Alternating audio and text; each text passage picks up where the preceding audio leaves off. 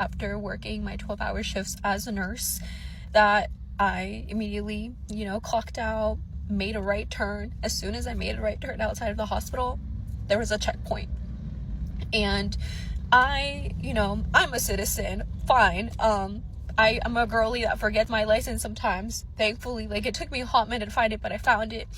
And I just, as soon as it stopped, I just started crying. Yes, I'm fine, but, this is outside of a hospital that are doing checkpoints. And in South Carolina, their police end up working with ICE, DHS more often, and it just breaks my heart that this could be a worker who's detained. This could be a dad, and I work in nursery, so babies being born. This could be a dad visiting his baby or leaving from visiting his baby that was just born. The fact that, number one, it happened, number two, outside of a hospital is so beyond me. These are people's lives. And you may say, well, if they didn't do anything wrong, okay, do you know how long it takes to become a citizen? How much money it takes? How hard it is to get a license? They don't if you know, it is not designed to be easy.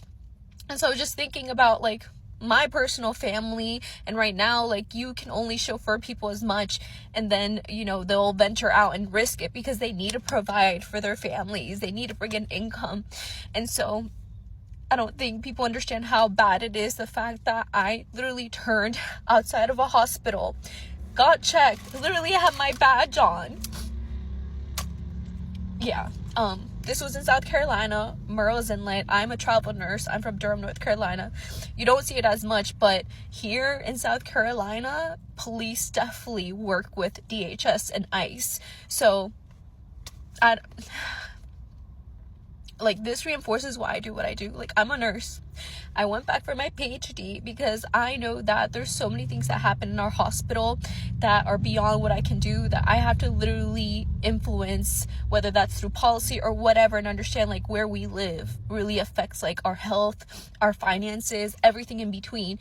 So I got my PhD, my doctorate, to understand. And I understood that the system is not built for people to thrive, and it just is built for billionaires to keep extracting from working class people.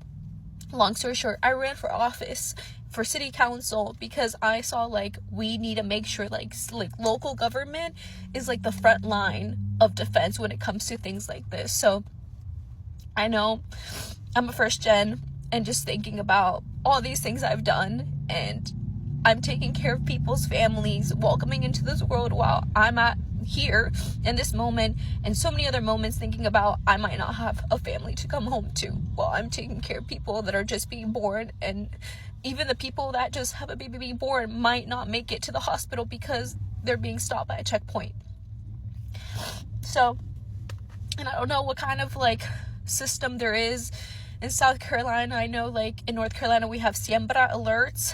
I should have done more research, but it just shows me how real it is in South Carolina. And my parents live here. It doesn't even matter where you live. This should be an issue. Again, turned out of a hospital, ready to checkpoint.